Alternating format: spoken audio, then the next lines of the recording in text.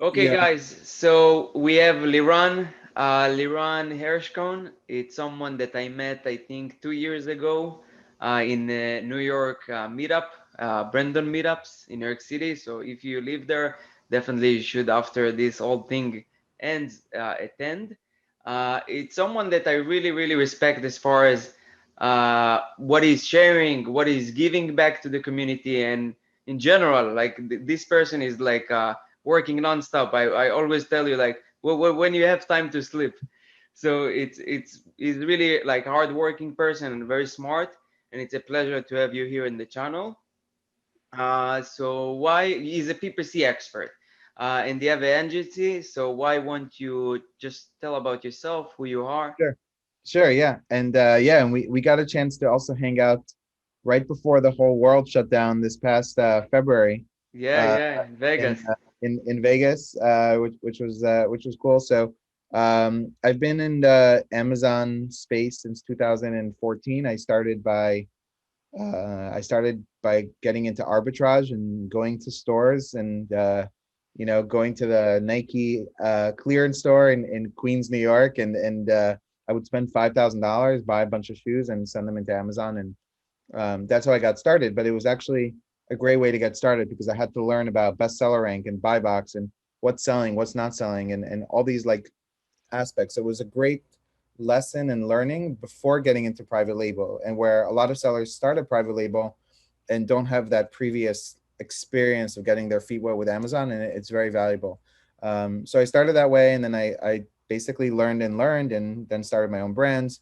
And fast forward to today, I run Incrementum Digital, which is an agency, an Amazon marketing and advertising agency. We're helping sellers and brands manage their advertising, grow their sales with DSP and Amazon ads, and also fully managing brands' entire marketing on Amazon. So it's a super exciting space to be in right now.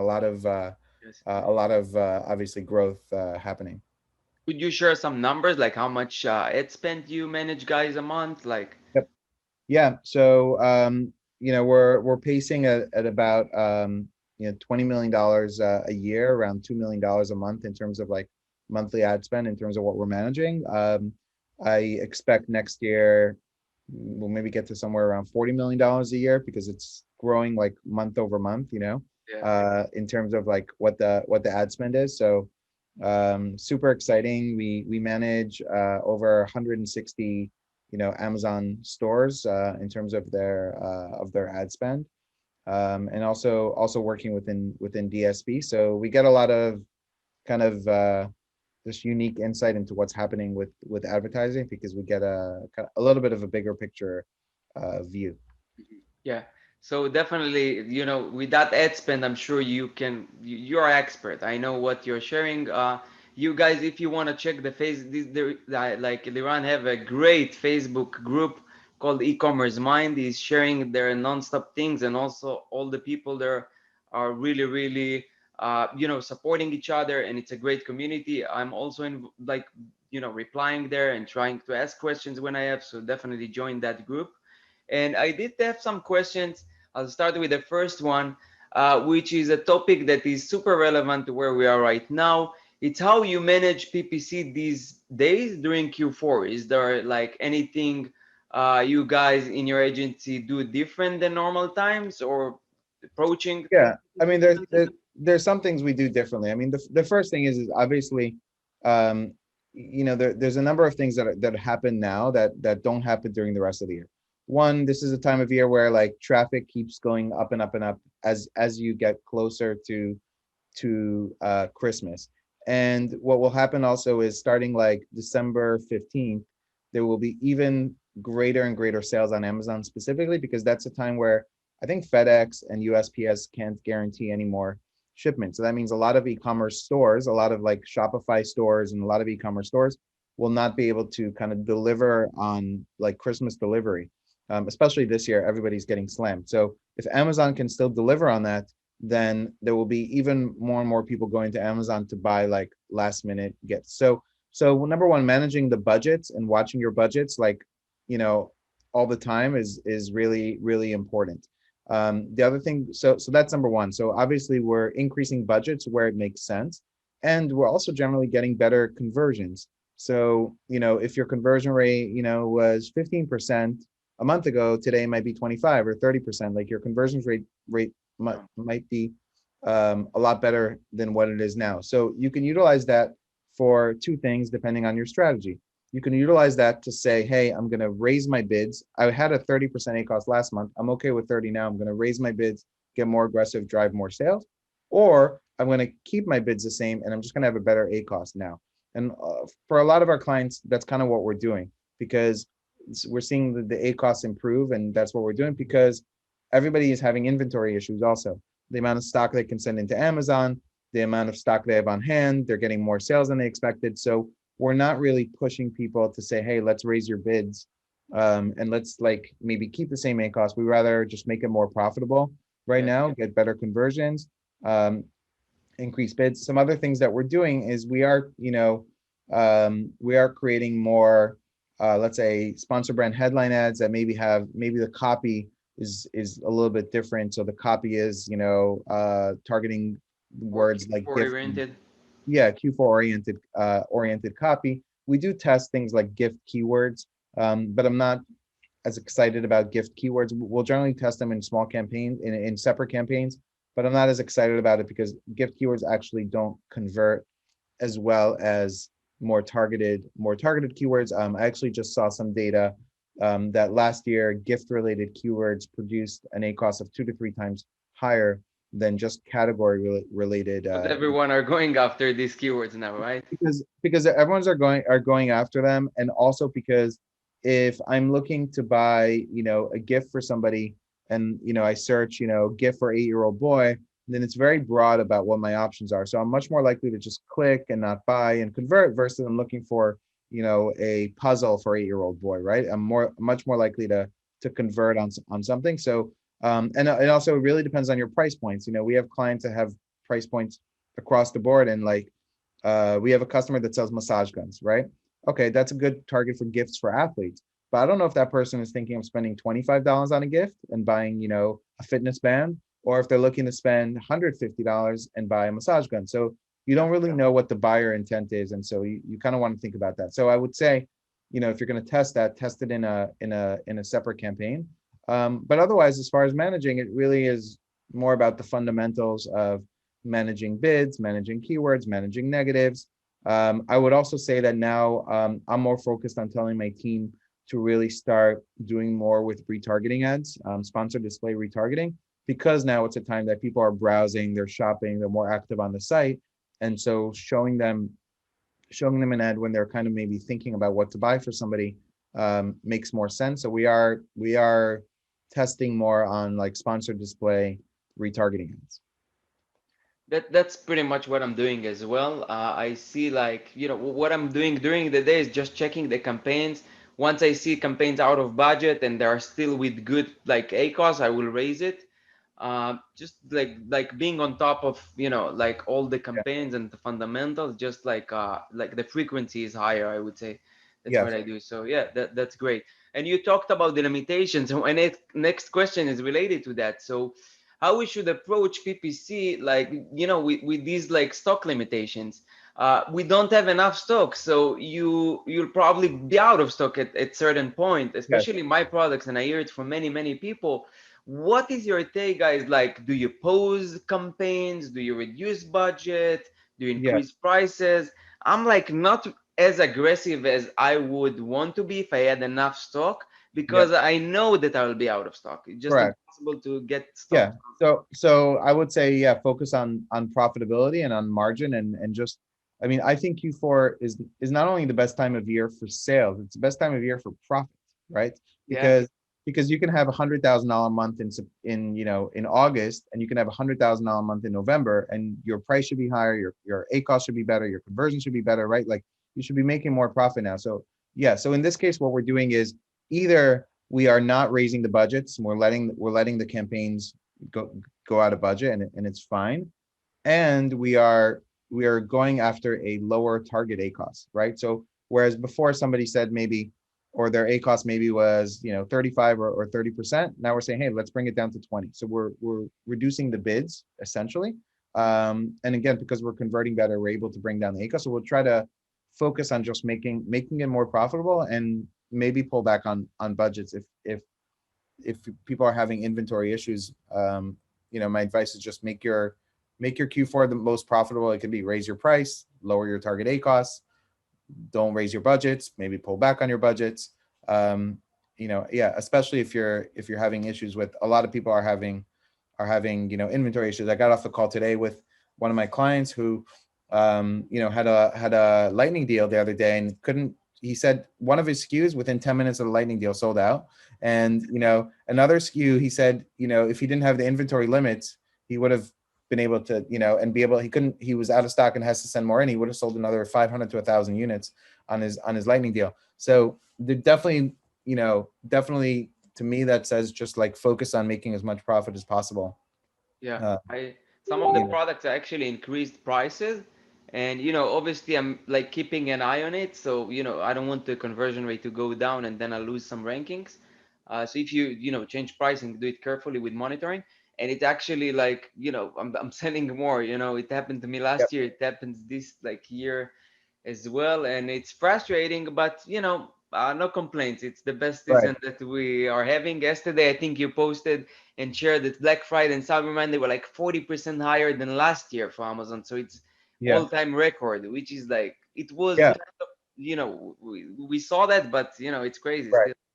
right, because foot traffic to stores Black Friday was down 50% of what it is. A lot of stores weren't open on Thanksgiving. They're usually open, and there's more people are ordering online. So yeah, so I mean, everybody's experiencing these issues, and even Amazon themselves has uh, growing pains. That they themselves cannot handle it. We're using one of the brands that we're managing in, and I'm a partner in. We're using Deliver, and I've heard so many horror stories about Deliver, and like now I see our shipments are late. Our merchant fulfilled shipments, are late in Seller Central. So I just went in today and increased the handling time to make it even longer. I had the handling time is 3 days.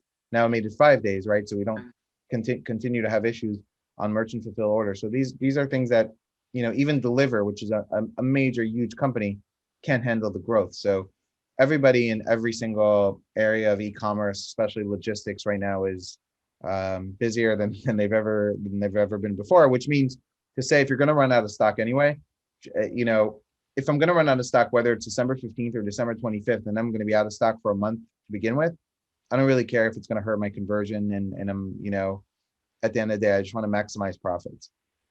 Good point. Yeah, I also got the other day like email from Deliver. Expect like delays, they're preparing you like for the, which is normal. But yeah, we just have to adjust and try to get stock there. That's the best thing. Yeah. That's basically what I do all day. I'm just focusing on logistics. That's the most important area now in my business. So I'm really putting everything aside. That's my main focus. Good answer. So I know you talked about this before. Like we talked about this before. We had a couple of discussions. You kind of gave me advice about like PPC automation tools. What do you think about it? Do you guys use any automation tools? Yeah. Very curious Yep. to hear. So here's my take on. So we use PPC automation.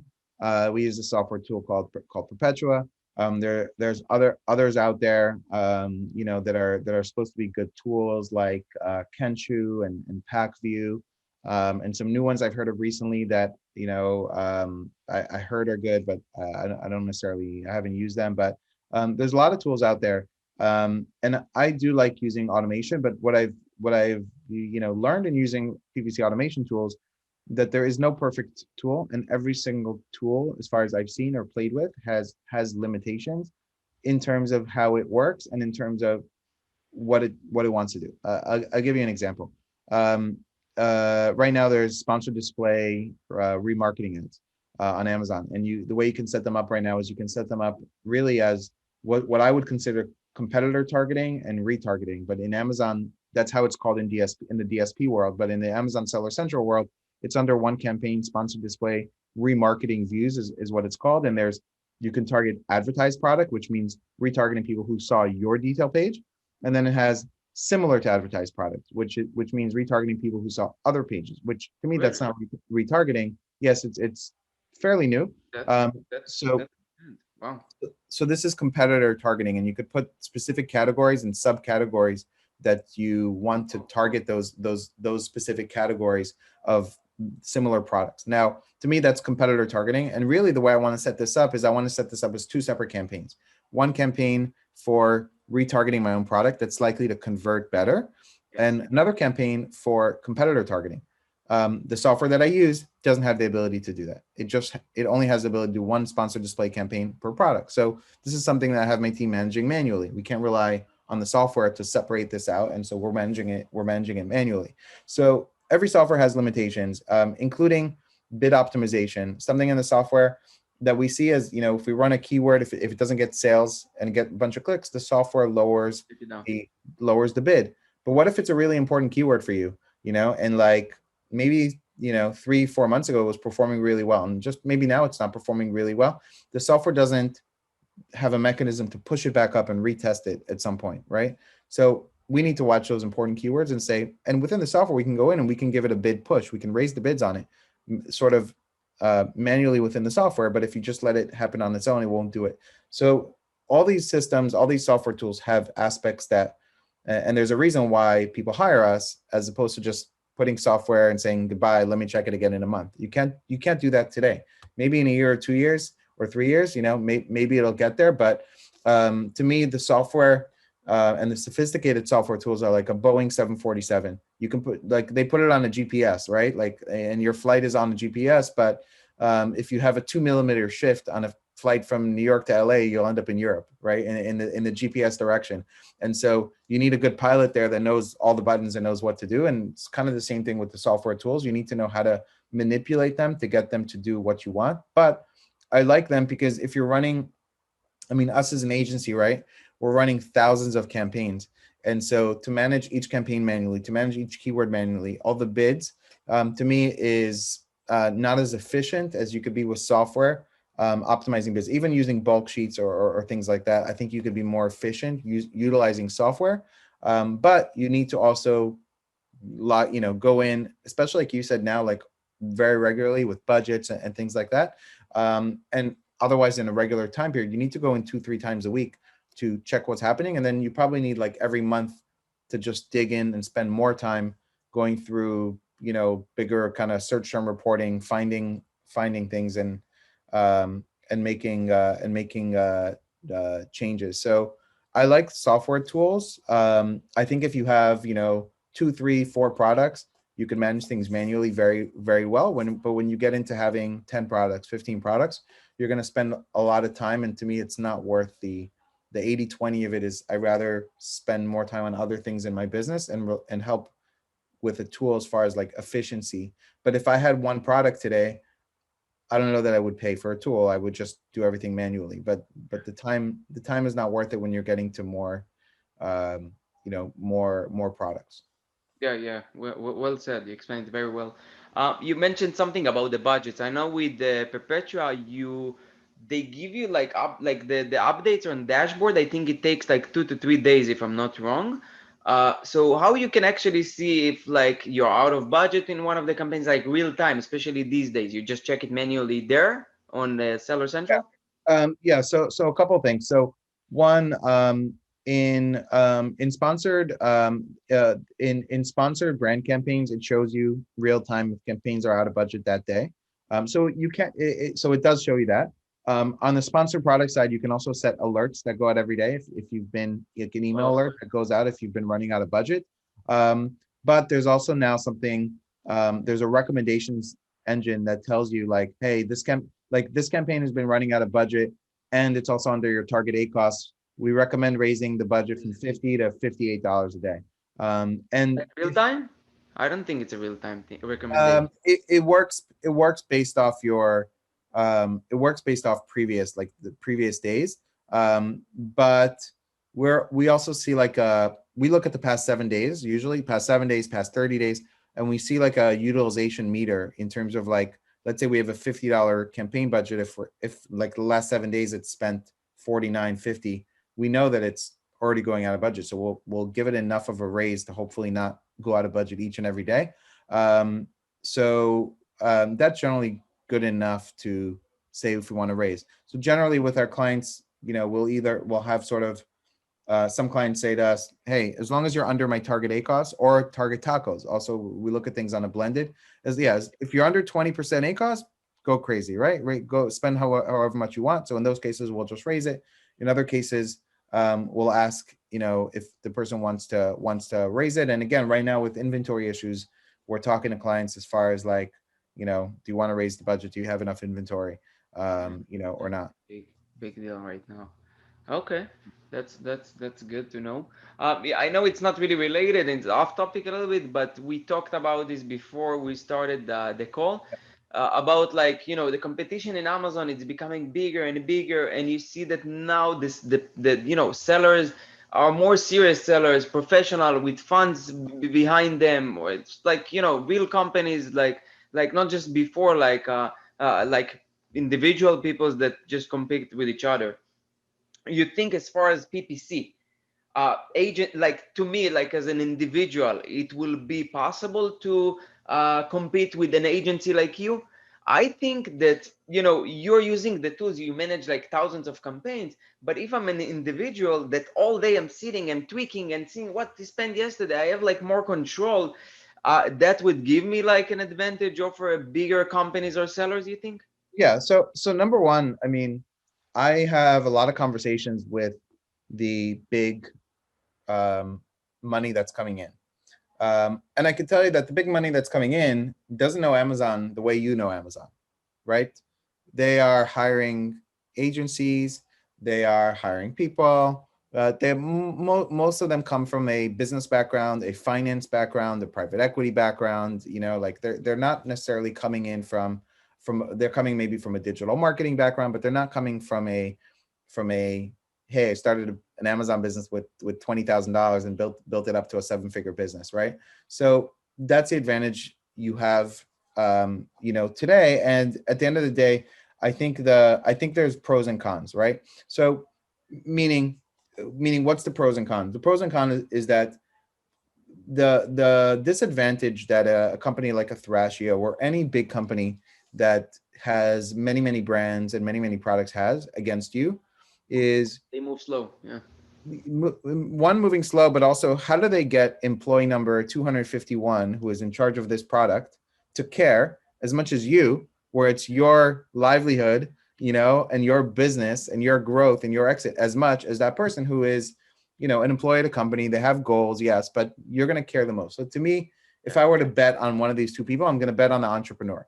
Now, what they have behind them is they have the money. They have the ability to go and spend the money on creative, on great video, on redoing packaging. So I think that the opportunity in the next few years for the private label seller, the small seller, right, that's starting with $25,000, is to they really have to level up their game in terms of operational efficiency, in terms of creative, in terms of packaging, in terms of doing all these things. And if you combine that with all the tactics and ranking and everything that we know how to do, and you care a lot about and making a great product, then I think you have, then I think you can compete.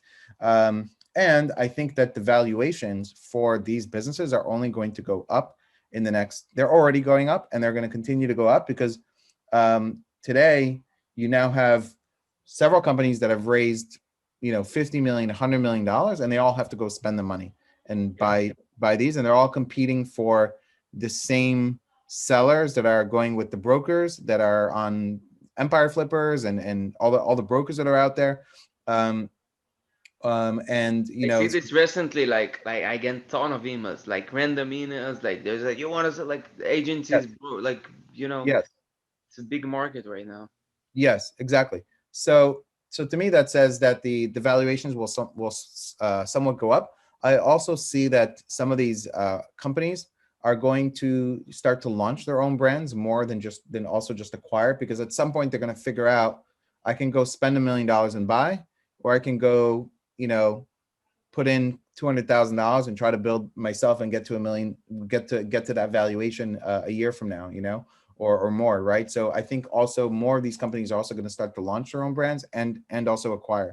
Which I Um, think they do. I think there are a couple of brands that they have their own brands and they're launching new product. I think some of the companies, one of their strategies of buying businesses and is to launching. grow faster, like to just Yeah. show the numbers. These are crazy, but yeah, it's I see it more and more. It's So really they crazy. and so the advantage they have is a scale advantage, right? So the advantage they have is like they go in and buy a product, and you are ordering one container from the supplier. They'll go to the supplier and say, "We'll order 3 containers right now. What can you give us a better price?" Right? And then they're Yeah, going to go drop the price on Amazon, and they'll drop it until they become the number one review if they're not already, right?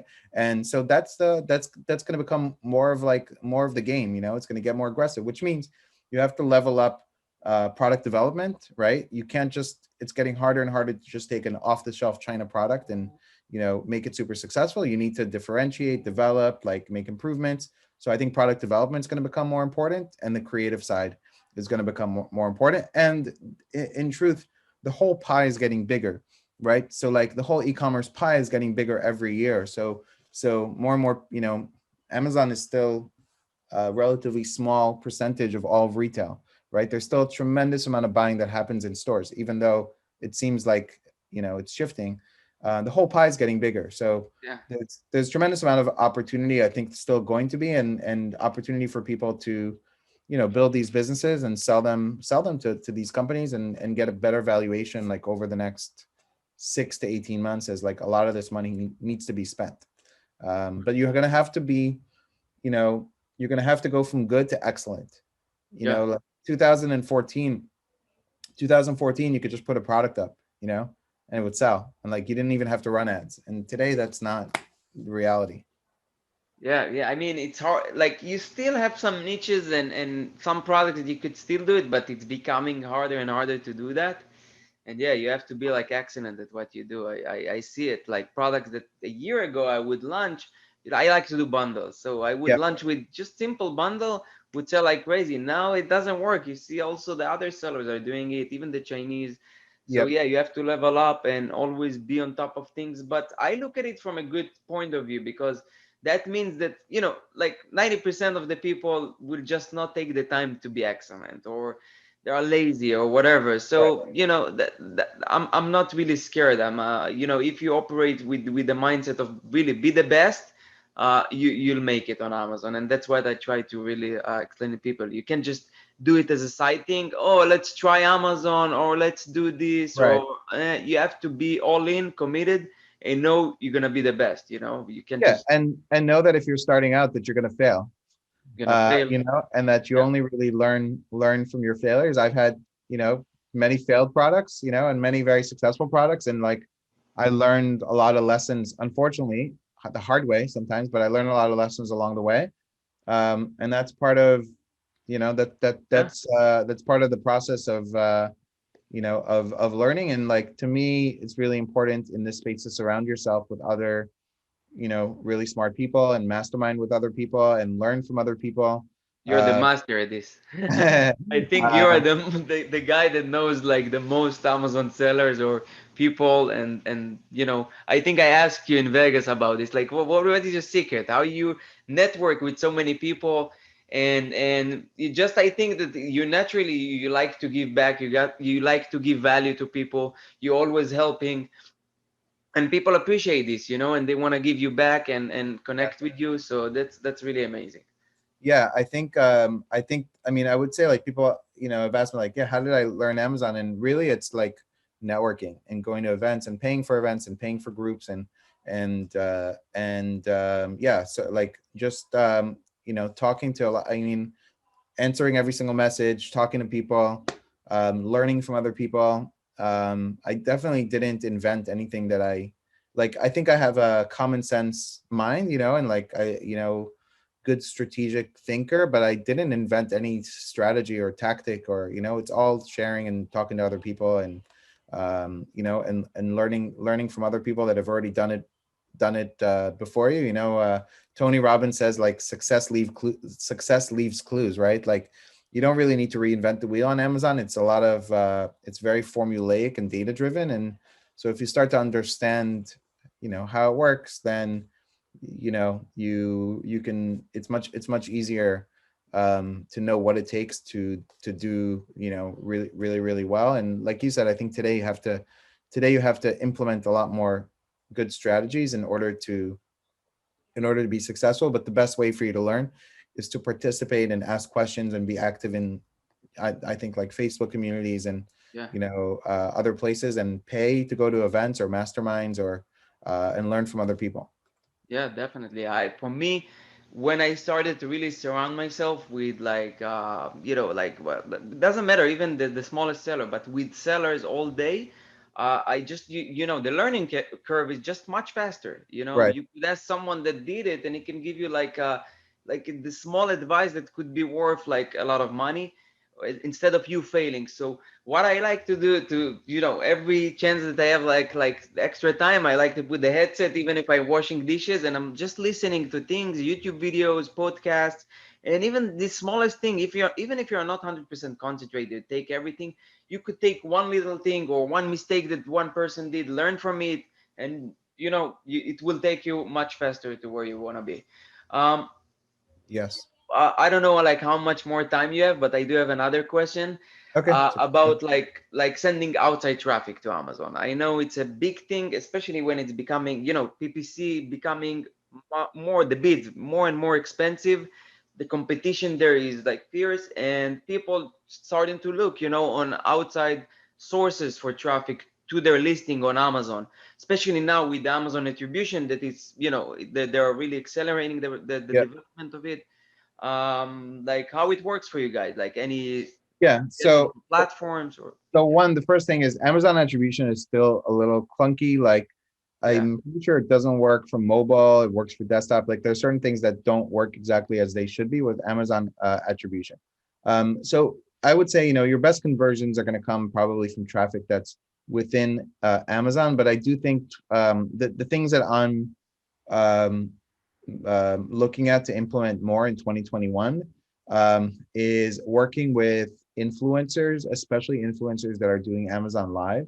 I think Amazon Live is going to get bigger, and you already see Amazon putting more attention on Amazon Live, and I think that's an area that I think two things that within Amazon that you should be focused on next year is building out your storefronts. You see storefront, like you've seen on certain pages, these big banners featuring pages from somebody's storefront. So Amazon's going to drive more traffic to your storefront.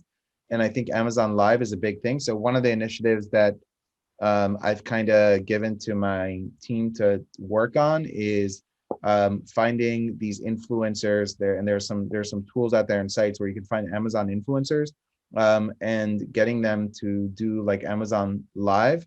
And one of the sort of algorithmic things that happens with Amazon Live is that when you get a lot of people who are watching from the beginning, it starts to, like, the way to get it to the top, right? Like when you go to amazon.com/live, there's like one thing that's big at the top, right? Yes. And the way that it gets there is that it's something that a lot of people were watching from the beginning, and so it kind of shoots up, right? So it's an algorithm. And so the way it happens is these influencers are sending to the audience, tomorrow at 2 o'clock I'm going live, join Okay. here, right? And like they build that audience beforehand. And so one of the things I really want to work on in 2021 is leveraging Amazon Live, is using influencers to do that. One, it's also, you don't have to then do the videos on your own or whatever, right? Like you're sending the influencer in the product, and they're doing the Amazon Live.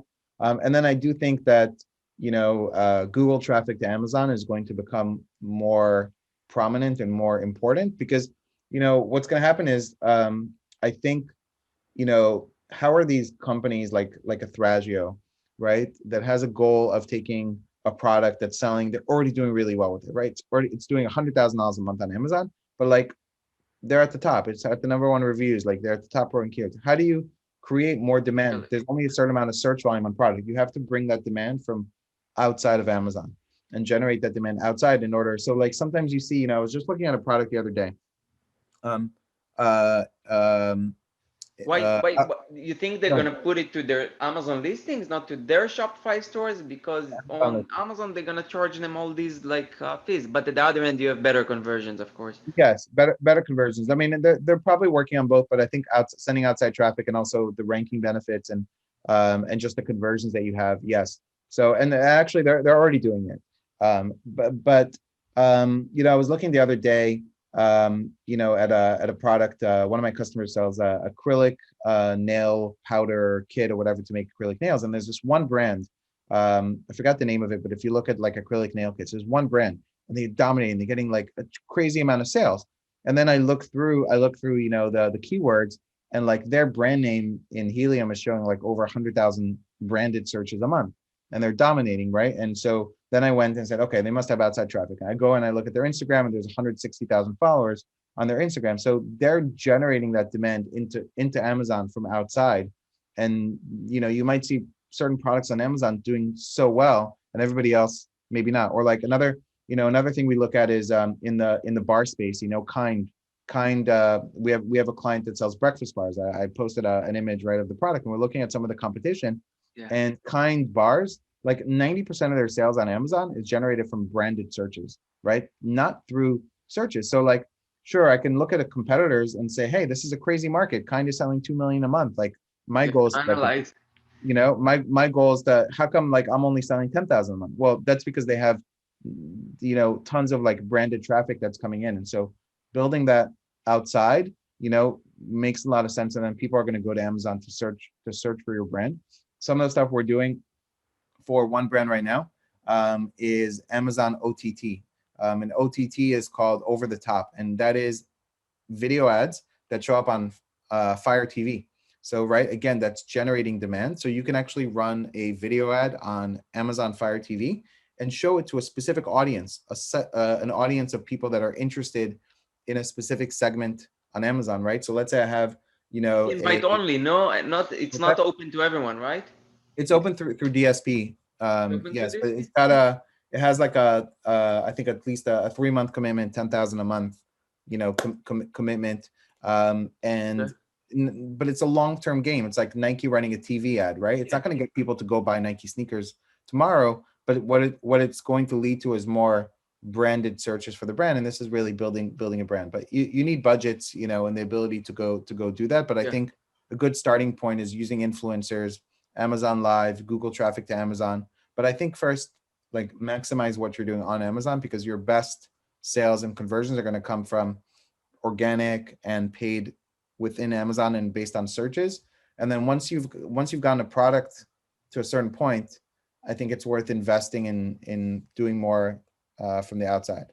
Yeah, 100% agree. Like, if you didn't max out or you're not dominating the category, it's gonna be like waste of time, because the money and the, let's say, if we gonna compare a cost like between Yes, platforms, it's gonna be much higher. So yes, yeah, yes, yeah, definitely. Only if you're dominating in each. And I also tried it and I left it because there is just, it's not the 2080. You just spend too right. much time on, you have to figure out things and you have too many platforms. It just doesn't make sense if you're not like big enough, I think. So yeah, I agree. Um, Last question, Liran. What is your take? How you guys launch new products? I, in my, like, every product that I launch, because I look at it from like a long-term game, I like to do everything very compatible with the TOS. So I launch with like 0 reviews and PPC only. Mhm. And it sometimes it works well just from the beginning. Sometimes it takes a little more time to kick in, as far as like Amazon algorithm to give you some clicks and traction. And some, like, I have product 2 months, it's still on 0 reviews, which is weird, and it's getting sales. And that's my strategy. But I'm curious to hear like what you Yeah. guys are doing. Yeah, so number one, if you have brand registry, you should be doing the Vine program, and you should be doing the early reviewer program, unless you really think, you know, you're not going to get good reviews. But if you're not going to get good reviews from Yeah, Vine, you have generally a bigger problem probably. yeah, But yeah. Vine program and early reviewer program, to get some initial reviews, it takes a little bit of time. It'll take 2 to 3 weeks. In the meantime, we launched with PPC, and we've had products that have had success just with PPC and getting ranking and just doing PPC alone. We took a product from 0 to $2 million in sales over like 3 or 4 months. It was a summer product like that we launched in May. It was the right product, right time, kind of everything happened well.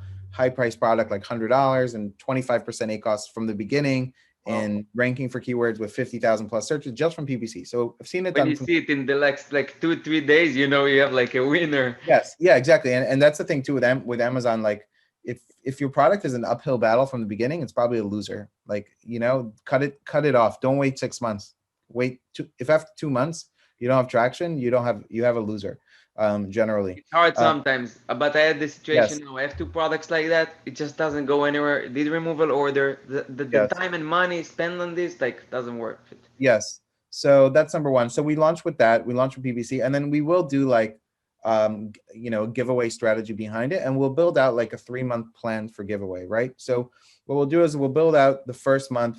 We might do 5 to 10 units a day over 30 days, just to get sales and just to get some of those people who will leave reviews, right? We have the automated request review button.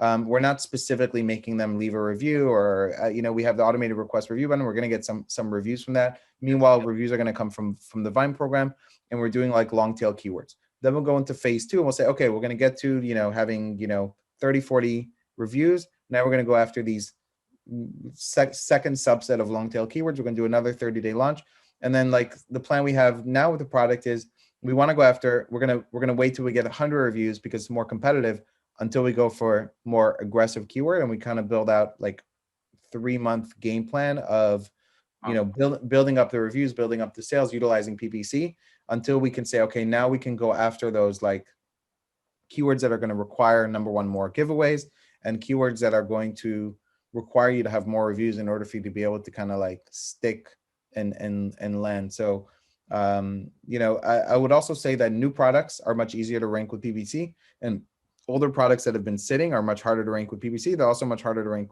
with giveaways, especially if it's been sitting for like a year. A year, but sometimes the difference a product makes, if you're so I had a seller recently, actually a guy on my team, he was working on somebody else's product, and it was a thermometer, right? Like a forehead thermometer. And he had his Okay. product on the bottom of page 1, and it was selling like 10,000 a month. And then he made a big push, did major giveaways, and got his product to like, I don't know, the top 5 or the top 10, and it went from 10,000 a month to 80,000 a month, right? So like just that one keyword, right?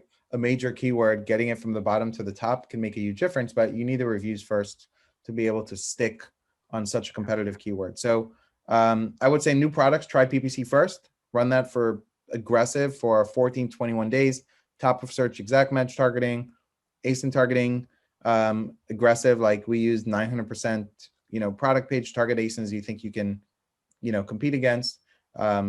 Start with a more aggressive price point, do the Vine program, early reviewer program, and that's generally how I would say. And then if you need a bigger push behind that, then add in giveaways.